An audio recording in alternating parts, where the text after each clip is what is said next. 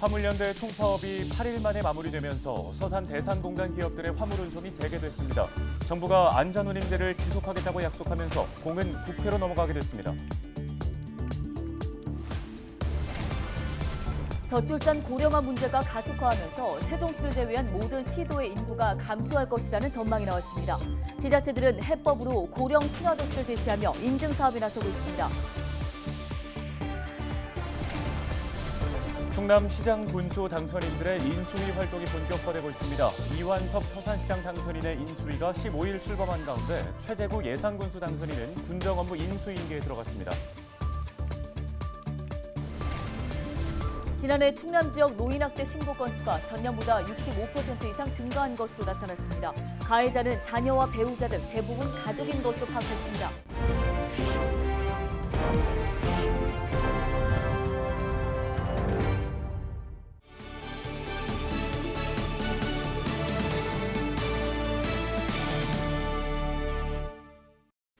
여러분 안녕하십니까? 헬로티비 뉴스입니다. 안전운임제 폐지 철회를 요구하며 총파업을 해온 화물연대가 국토교통부와 합의를 이루었습니다.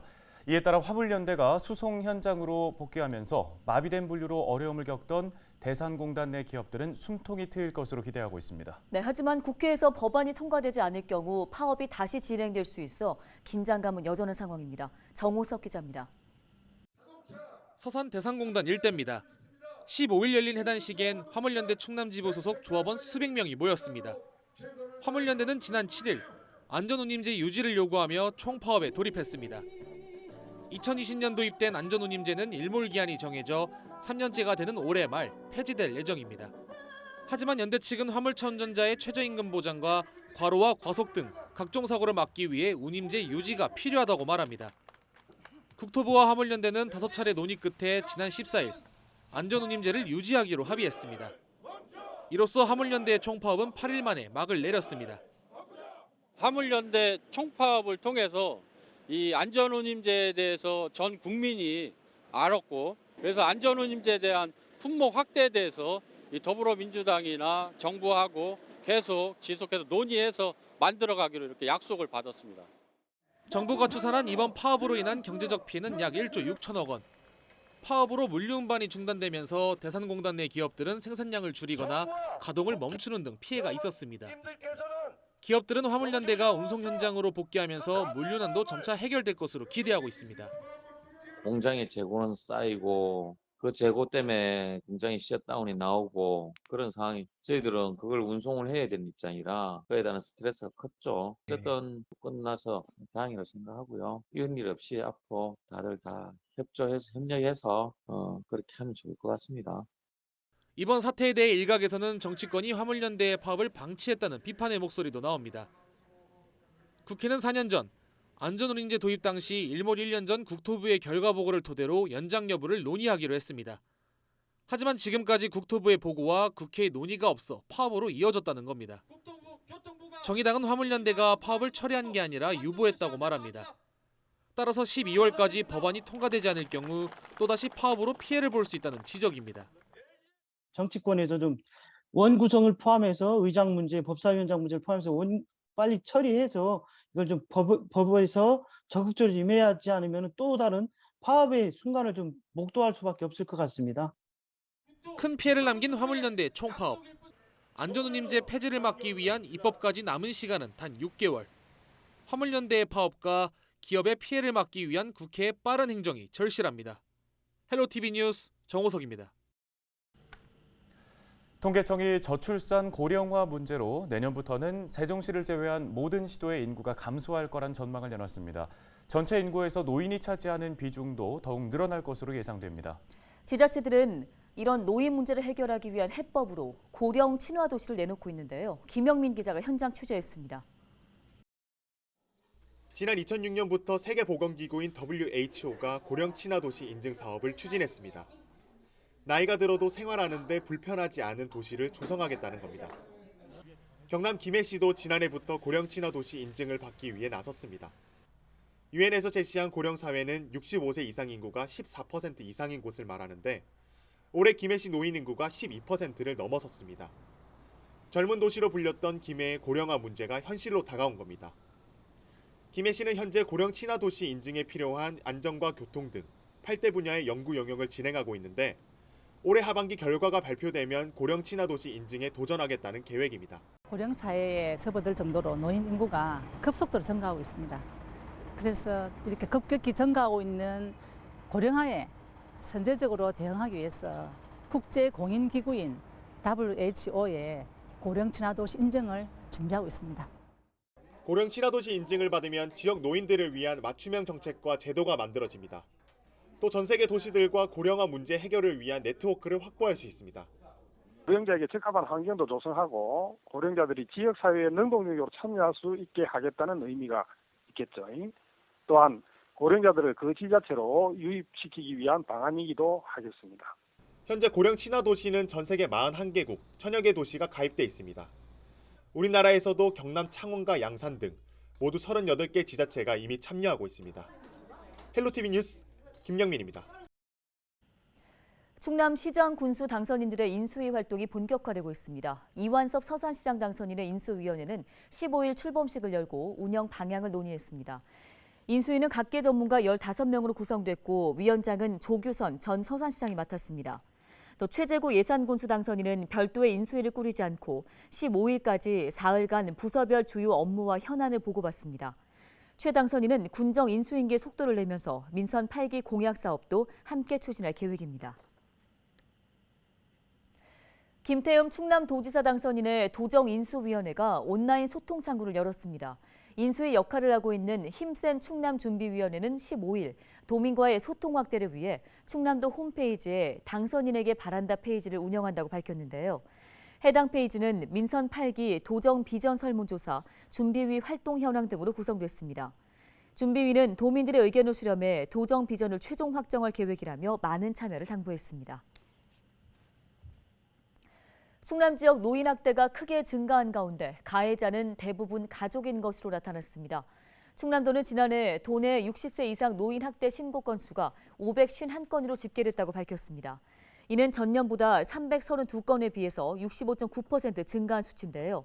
학대 사례를 유형별로 보면 정서적 학대가 101건, 신체적 학대 72건 등이었으며 두 유형이 겹친 경우도 316건에 달했습니다.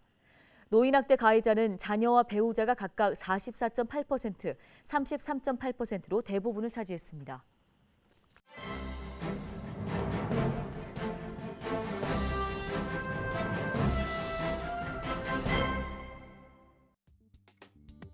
신문 브리핑입니다.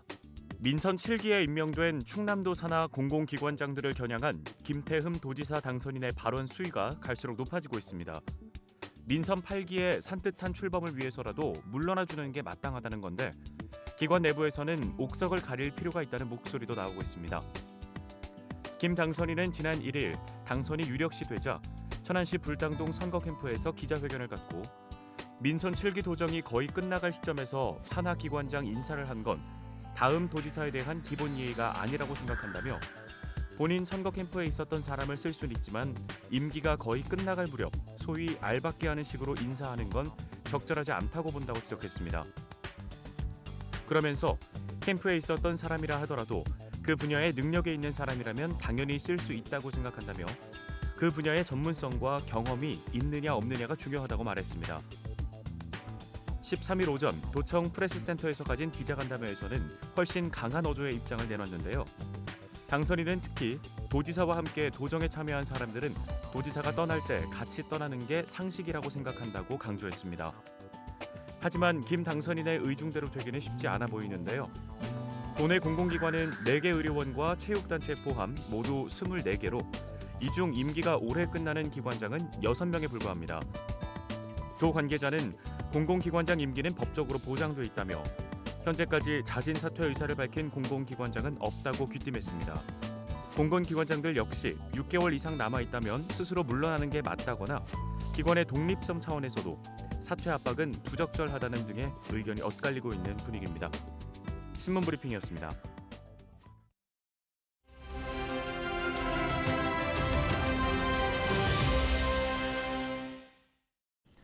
다음 소식입니다. 당진시가 청년들이 시정에 자발적으로 참여하는 소통기구 당진 청년정책 서포터즈 참여자를 모집하고 있습니다. 네, 이 시간에는 당진시 이병훈 청년정책팀장을 전화 연결해서 관련 이야기 나눠보겠습니다. 안녕하십니까?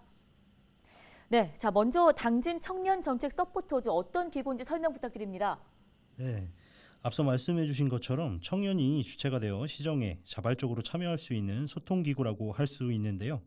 이번 서포터즈는 올해 하반기 출범 예정인 당진 청년정책 거버넌스 활동에 위촉일로부터 2년간 참여하게 될 예정이고요. 현재 제1기 당진 청년정책 서포터즈 참여자 80명을 이번 달 30일까지 모집하고 있습니다. 네, 정책의 주인공으로서 청년들이 함께한다는 점이 의미가 더 클 것 같습니다. 어떤 활동을 하게 되는 겁니까? 네, 수혜 당사자인 청년이 직접 청년 정책에 대한 의제 발굴, 행사 기획, 참여 등 주체자로서의 다양한 역할을 수행하게 되고요. 또 서포터즈 참여자들에게는 위촉장과 함께 활동 내용을 증명할 수 있는 증명서도 발급되게 되고 서포터즈 참여자들을 위한 특강, 공연 등 다양한 이벤트들도 계획하고 있습니다. 특히 우수한 정책을 제안해 주신 서포터즈 참여자에게는 심사를 거쳐 표창도 수여될 예정입니다. 네, 그럼 참여를 원하는 분들은 어떻게 신청하면 되는지도 소개 부탁드립니다. 네, 참여 대상은 모집 공고일 기준 만 18세에서 39세의 당진 시민이면 누구나 참여 가능하시고요. 당진 관내에 재학 또는 재직 중인 청년도 참여가 가능하십니다. 휴학, 휴직자도 포함입니다. 참여 신청은 이달 30일까지인데요. 지원서 작성 후 청년타운에 방문하시거나 이메일 또는 온라인 폼을 통해서도 접수가 가능하니까요. 많은 관심 부탁드립니다. 또 여러 궁금한 사항이 있을 것 같은데요. 관심 있는 분들께서는 청년타운 날의 홈페이지를 참고하시거나 평생학습과 청년정책팀으로 문의하여 주시면 감사하겠습니다. 네, 알겠습니다. 말씀 여기까지 듣겠습니다. 당진시 이병훈 팀장이었습니다.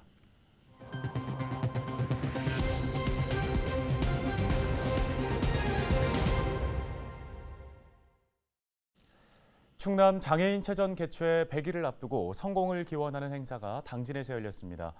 당진 문예의 전당에서 열린 행사에는 장애인 선수단과 자원봉사자, 김홍장 당진시장 등이 참석했습니다. 행사에서는 성공 개최를 기원하는 다양한 공연과 퍼포먼스가 진행됐으며 참석자들은 장애와 비장애 구분 없이 하나 되는 체전을 다짐했습니다. 제28회 충청남도 장애인 체육대회는 오는 9월 22일부터 사흘간 당진에서 개최됩니다. 청양 알프스마을 영농조합법인이 행정안전부의 모두의 마을 기업으로 선정됐습니다. 모두의 마을 기업은 매출과 인지도가 높고 전국적으로 확산 가능한 기업으로 전국에서 9곳이 선정됐는데요. 알프스마을 영농조합법인은 세계 조롱박 축제와 얼음분수 축제를 여는 등 체험 관광 사업으로 해마다 30억 원이 넘는 매출을 올리고 있습니다. 모두의 마을 기업에는 최대 1억 원의 사업비가 지원됩니다. 충남도가 독립유공자와 유족 초청 행사를 15일 열었습니다. 이번 행사는 6월 호국의 달을 맞아 독립유공자의 희생을 기억하고 예우하기 위해 개최됐습니다. 행사는 매헌 윤봉길 의사 월진회의 공연과 헌시 낭독, 오찬 등의 순으로 진행됐습니다. 충남도는 지난해 독립유공자 997명을 발굴하고 저소득 보훈가족 밑반찬 지원 등 다양한 지원 사업을 이어가고 있습니다. 다음 소식입니다. 당진시의회가 정부의 제2서해대교 건설을 촉구했습니다. 당진시의회 제2서해대교 특별위원회는 국토교통부를 방문해 건의서를 전달했습니다. 지난 1월 출범한 특위는 제2서해대교 건설을 위해 결의안 채택과 국회 방문 등 다각적인 활동을 해왔는데요. 특히 이번에 대통령직 인수위원회, 지역균형발전특별위원회가 발표한 충남 15대 정책과제에 제2서해대교가 반영된 만큼 사업 추진에도 탄력을 받을 수 있을 것으로 기대하고 있습니다. 서산시가 농번기 일손 부족 해소를 위해 인력 지원에 나섭니다. 1억 4천만 원을 투입해 농촌인력중개센터 2곳을 운영하는데요. 센터에서는 인력을 무료로 중개하고 농작업 참여자의 교통비와 숙박비 등을 지원합니다. 또 오는 8월부터는 외국인 계절 근로자 제도를 도입해 네팔 출신 인력을 농가에 지원한다는 계획입니다. 오늘 저희가 준비한 소식은 여기까지입니다. 시청해주신 여러분 고맙습니다.